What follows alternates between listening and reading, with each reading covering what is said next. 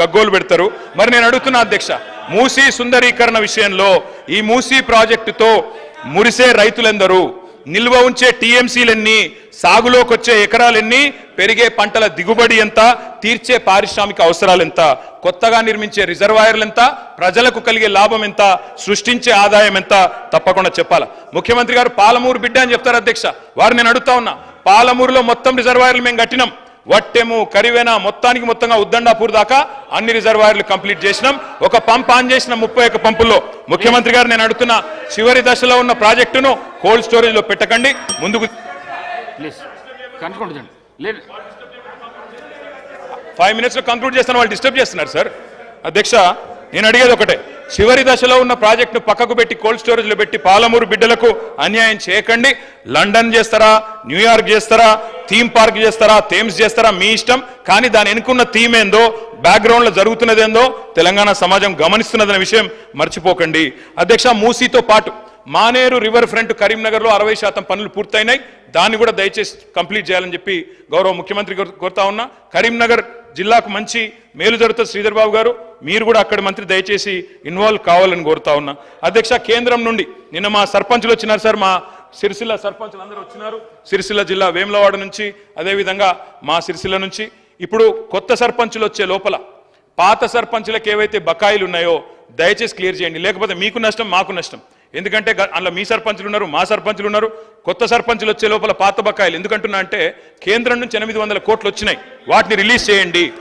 Concluding sir, I'm concluding sir. NHM నిధులు 800 కోట్లు వచ్చినాయి, వాటిని కూడా రిలీజ్ చేయండి. మీరు మాట ఇచ్చిన విధంగా ఎల్ఆర్ఎస్ 25 లక్షల మందికి ఉచితంగా అమలు చేయండి. అదేవిధంగా అధ్యక్ష, మేము కలిసి వస్తాం. ప్రభుత్వంతో మీరు ఇచ్చిన మాట నిలబెట్టుకోండి, తప్పకుండా కలిసి వస్తాం. మంచి పథకాలు కొనసాగించండి.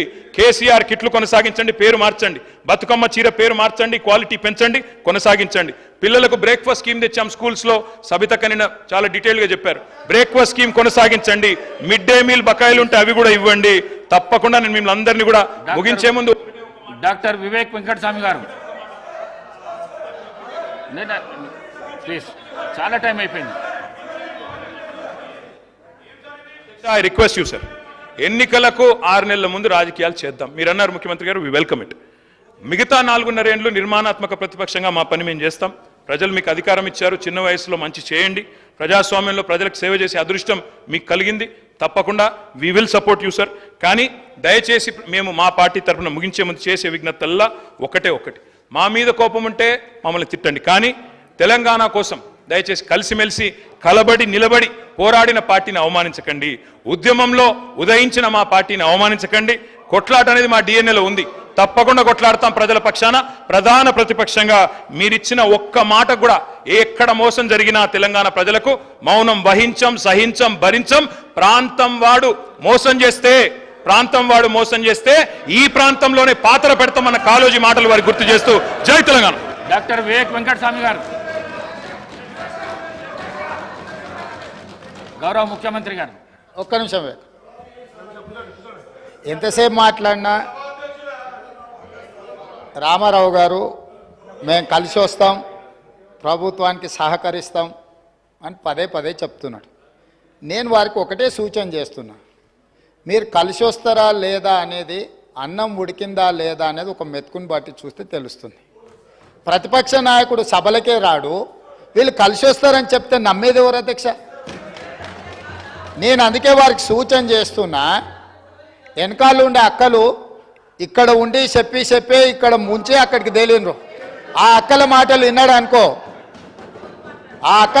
విన్నాడు అనుకో, జూబ్లీ బస్ స్టాండ్లో కూర్చోవాల్సి వస్తుంది అధ్యక్ష. అందుకే అధ్యక్ష,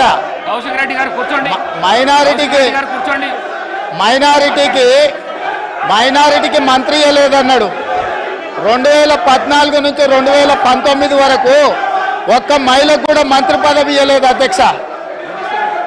5 సంవత్సరాలు ఒక్క మహిళకు కూడా మంత్రి పదవి ఇవ్వకుండా ఈ ప్రభుత్వాన్ని, ఆనాడు ప్రభుత్వాన్ని నడిపి ఈ రోజు వచ్చి మైనారిటీలకు ఇవ్వలేదు, మైనారిటీ